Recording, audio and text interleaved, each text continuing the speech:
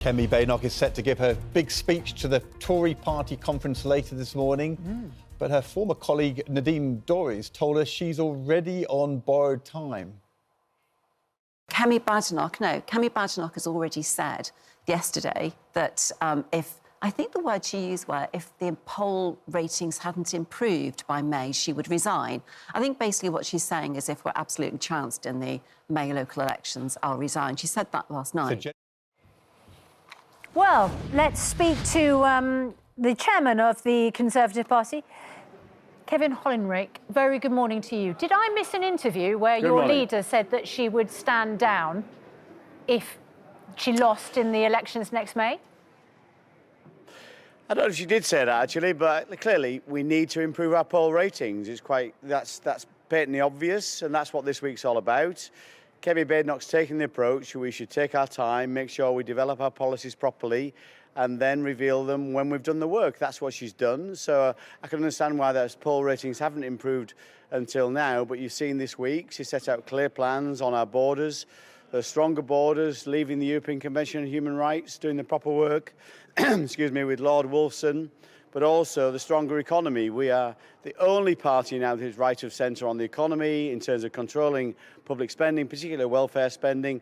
That's what we've set out this week. More detail on that today in terms of the golden rule, reducing debt, but also reducing taxes. That's the right way to share the proceeds. Okay, so sorry to interrupt, but do you think if she does, if you do badly in the elections next May, that she should resign?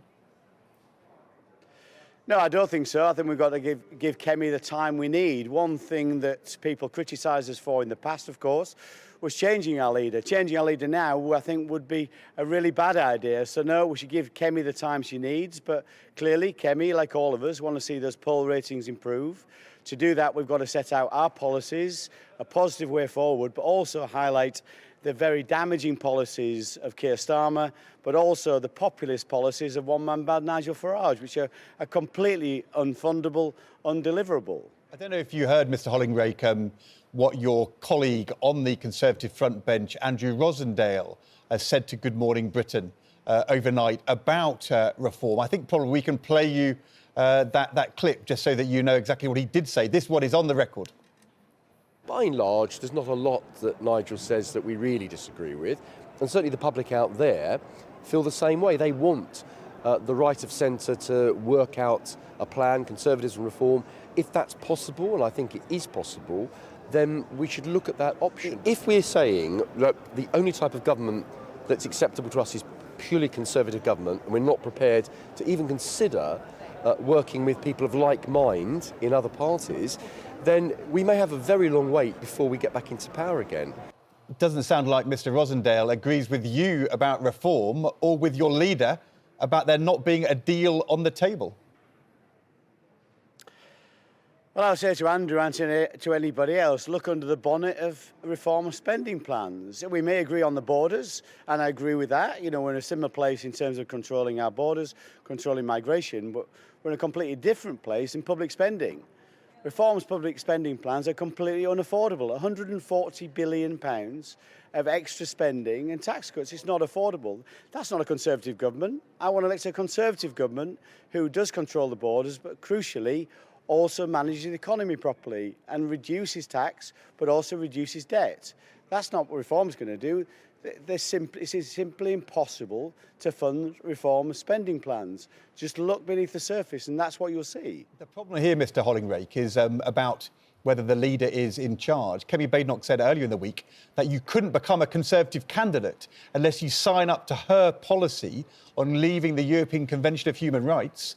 But when Mr Rosendale, in her own front bench team, is directly contradicting you and her on wanting to cozy up with reform, he's staying in his job. And, you know, you wonder whether she's strong enough to actually get discipline on her front bench.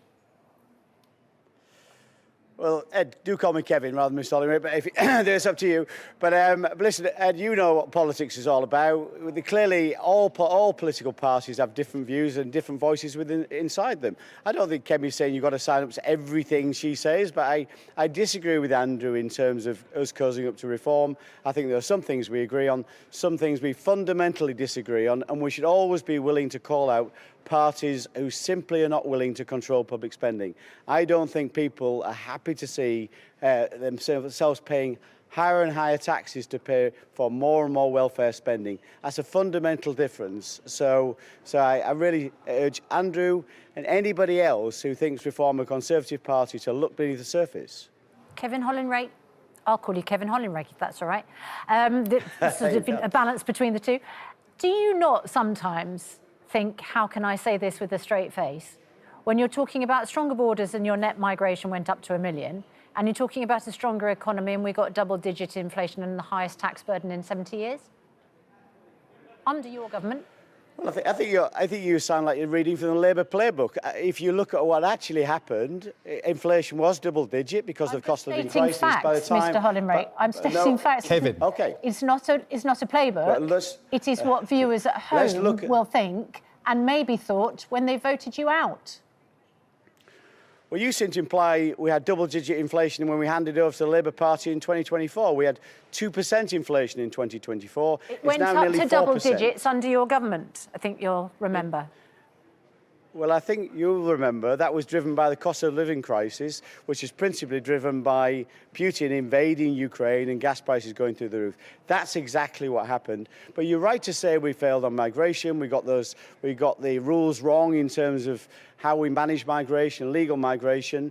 We changed those rules while in office. We didn't change them quickly enough.